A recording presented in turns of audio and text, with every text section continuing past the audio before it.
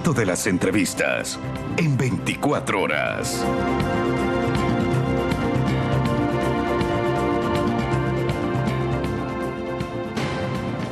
7:28, vamos a hablar de las eliminatorias sudamericanas y el resultado de Ecuador. Está con nosotros Santiago Guerrero, es editor deportivo de Primicias. Hola Santiago, gracias, qué gusto verte. Milton, muchas gracias por la invitación. Se puede decir que ayer empezaron oficialmente las eliminatorias para nosotros, después del -3. No, empezaron con Argentina con un buen partido, pero bueno, salimos de ese -3 que yo creo que pesaba, y hoy Ecuador empieza a subir en la tabla y había que salir pronto de ese -3, así que fue un buen partido con Uruguay y hoy empezamos a sumar. Ahora, no solo que salimos del -3, sí, hacemos 0, pero estamos a un punto del 5º puesto. Si te pones a ver los resultados de ayer, los equipos que nos siguen, además no estamos últimos, estamos penúltimos. Sí. Las cosas están, a ver, como que no hubiéramos tenido -3 a lo mejor. Sí, no, y si hubiésemos hecho los 3 normales, estuviéramos mucho más arriba en zona de clasificación, claro, tranquilos. Quintos. Yo creo que lo que pasó en estas 2 primeras fechas estaba dentro de los planes, es decir, perder contra Argentina, creo que todas las selecciones, salvo Brasil, tienen en sus planes contra Argentina en Buenos Aires contra el campeón del mundo. Y luego ganar en Quito, mantener esa localía que ha sido tan importante para la selección a lo largo de la historia. Con esos 3 puntos hoy Ecuador seguramente estuviera más arriba.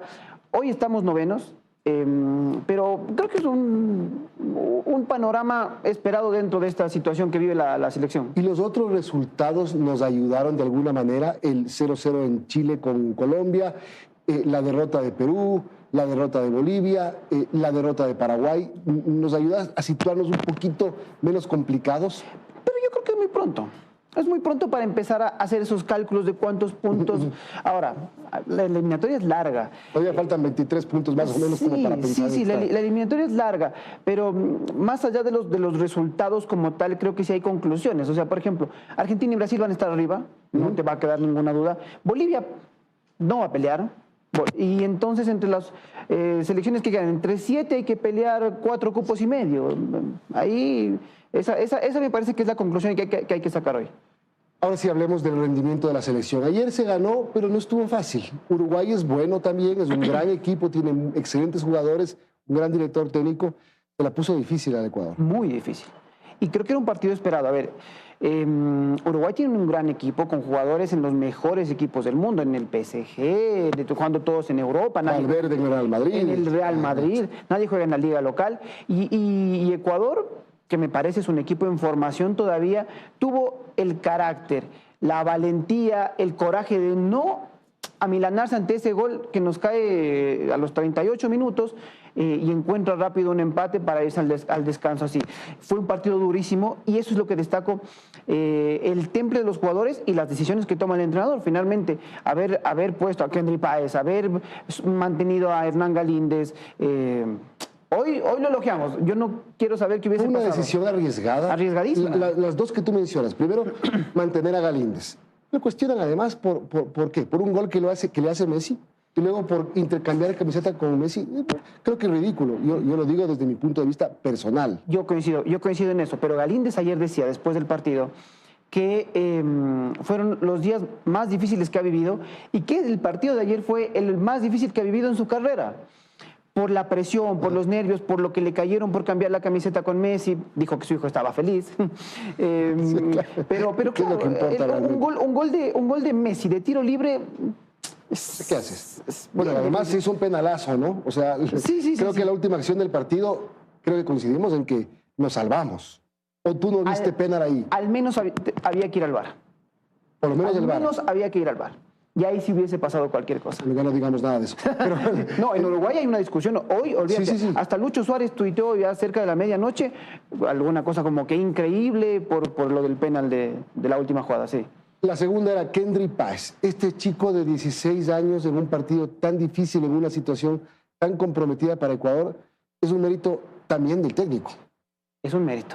Es una decisión arriesgadísima, decías Milton, porque hay que poner a un chico. Primero, que sorprenda a todos. Las alineaciones de la selección normalmente se filtran, y en todas las que se filtraron nunca estaba Kendry Páez. Y eso creo que le sorprende a Marcelo Bielsa, porque no lo tenía en el radar a Kendry Páez, al menos como titular. Y Kendry Páez hizo un partidazo. Y ahí sí toda la derecha para el entrenador, para Félix Sánchez, que hay que ponerlo a un chico de 16 años, el jugador más joven en la historia de la selección ecuatoriana en debutar en un partido oficial y jugar como jugó. Y mantenerlo y jugar como jugó. Kendry Páez para mí, salvo Félix Torres, fue la figura del partido. Y lo que ustedes ponen en primicias, y fue un debut soñado, desequilibrante, atrevido, encarador. Kendry jugó como si hubiese tenido 10 partidos por eliminatorias. No le pesó la camiseta, no le pesó nada. Como si hubiese tenido 50 partidos. Es que así hay que jugarlo. Y Félix Sánchez me parece que lee bien. Y en rueda de prensa él dice, para mí no es una sorpresa, porque yo a Kendry lo vengo siguiendo y lo vengo analizando desde que llegué al país. Y Kendry Páez ayer nos sorprende a todos. Por suerte salió bien. Sí, pudo salir mal también. Y las críticas. Y hoy estuviésemos hablando de otra cosa, ¿no? Ahora, Kendry es uno de los tres cambios que hace Félix Sánchez Vaz del partido de Argentina al partido de acá. Ángelo Preciado y Johan Julio se incluyen en la alineación titular. ¿No es un cambio un poco dramático después de haber jugado bien en Buenos Aires? Quizás, a ver, estamos acostumbrados a que los equipos no se tocan, mucho al menos. Pero me parece que Sánchez Vaz planeó así este juego. Jugar contra el campeón del mundo a defenderse, que eso fue lo que hicimos, defendernos bien. De hecho, no nos hacen un gol en jugada, sino de tiro libre. Y este de acá a proponer un poco más. Yo hubiese puesto un jugador más de ofensiva, pero Félix Sánchez lo lee así. Y los cambios me parece que son absolutamente necesarios. Ángelo Preciado, una cosa es con Ángelo Preciado, otra cosa es con Hurtado. Y eso que Ángelo no está bien. Johan Julio era necesario, necesitábamos peso en ofensiva y la sorpresa de Kendry Páez. En realidad cambia ese triángulo que hizo en la mitad de la cancha en el partido contra Argentina, lo deja grueso, lo deja Moisés y lo pone a Kendry Páez. Entre los tres se entienden perfecto. Moisés Caicedo con Kendry Páez como si hubiesen jugado desde los 5 años o quién sabe y en un par de años los vemos jugando en el Chelsea. Yo quiero ver un momento mientras seguimos conversando la tabla de posiciones, a ver si la podemos poner un momentito en pantalla. Si la tenemos, le pido a Stalin que me ayude, porque es importante leer dónde estamos y cuál es el momento en el inicio de la eliminatoria mundialista. Está Ecuador, como decíamos hace un momento, en 9º puesto, con 0 puntos. Esto es por los 3 que recuperamos, digamos, el partido inicial. Ahí está. Tenemos a Bolivia con 0 puntos, pero con menos 7 de gol diferencia. Y ahí te quería poner esta partecita de la tabla, si bien ya le hablamos. El debut de Ecuador con Argentina, ¿cómo lo plantearon en Buenos Aires? ¿Cómo regresamos con una derrota dolorosa? Porque creo que no nos la merecíamos al final. Y lo que hace ayer Argentina en La Paz. Era una paliza Bolivia. Creo que incluso está en riesgo el puesto del técnico boliviano de Bolivia, Gustavo Costas. Y además saca un candidato a la segunda fecha. Saca un equipo de la pelea, de los 10 que somos en Sudamérica, quita uno, ahora los 6 cupos y medio es entre 9.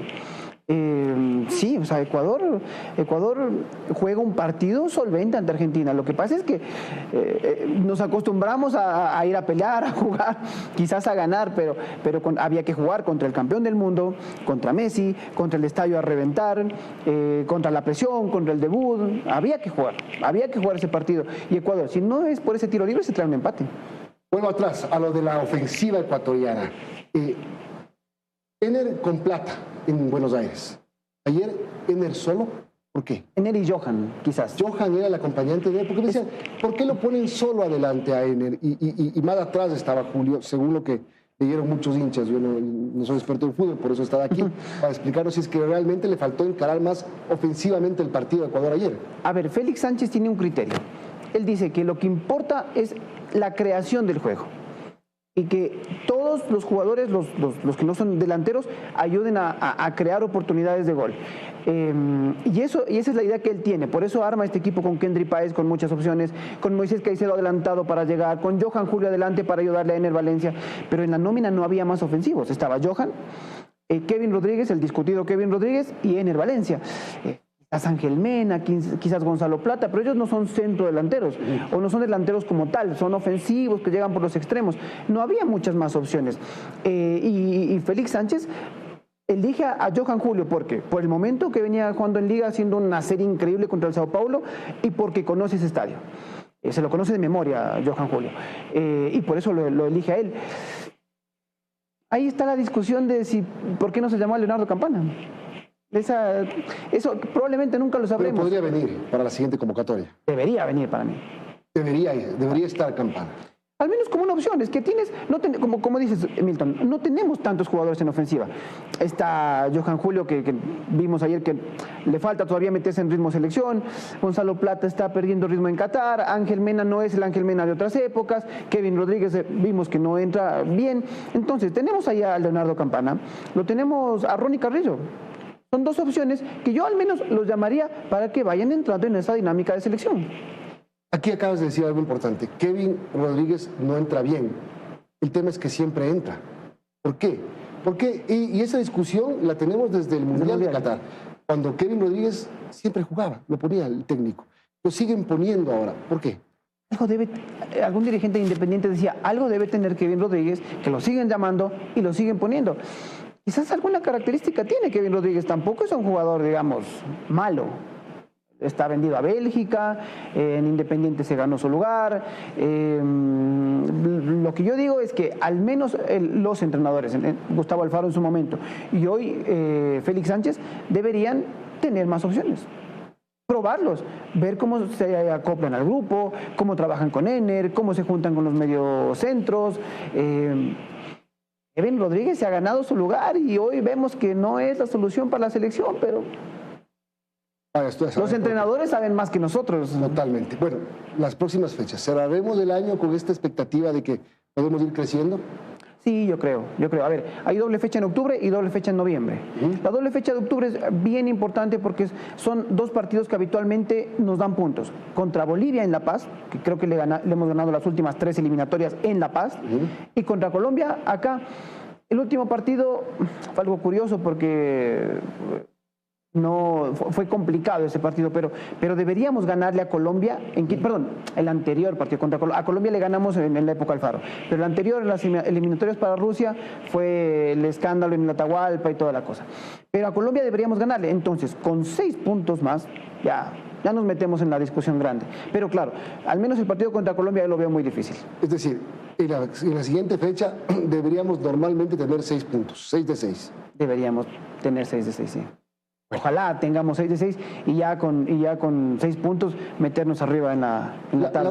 La última pregunta, Santiago. Critican un poco a Sánchez Vaz por no habituarse a microciclos. No ha tenido tiempo de hacer microciclos. Lo que pasa es que Alfaro hacía estos microciclos con los arqueros, juntaba a ciertos jugadores del torneo local, pero Félix Sánchez no ha tenido el tiempo para hacerlo. ¿Lo ves bien a Sánchez Vaz? Creo que hay que ¿Confías en él? Creo que hay que darle tiempo. Creo que hay que darle tiempo porque ha mostrado. Porque es un tipo que viene de una cultura, a ver, él es español, pero vivió una década en Qatar. Claro. Y vino al Ecuador, entonces debe ser un cambio absolutamente radical, cultural, gastronómico, emocional y futbolísticamente. Nuestros jugadores son mucho más que los cataríes, mucho, pero mucho más. Y creo que él tiene que empezar a conocer más la idiosincrasia del futbolista ecuatoriano, a conocerlos más como son como familia, como futbolistas, como personas, qué les gusta en el camerino. A Félix Sánchez todavía yo creo que le debe hacer ruido llegar a un camerino de Ecuador y escuchar música a todo volumen. Salsa choque. Salsa choque a todo volumen, sí. Y eso, él tiene que acostumbrarse a eso y entrar en esa dinámica. Todavía lo vemos muy formal, no sonríe nunca Félix Sánchez, pero creo que con las decisiones del partido de ayer se ha ganado un poco de crédito. Bien, Santiago, gracias a ti por acompañarnos y por ayudarnos a leer lo que está pasando en las eliminatorias en este inicio, que claro, inició difícil como esperábamos, pero empieza a normalizarse, ojalá sea así. Gracias. Milton, muchas gracias, buen día. Santiago Guerrero, editor deportivo de Primicias. Vamos a una pausa para hablar del tema de la crisis judicial.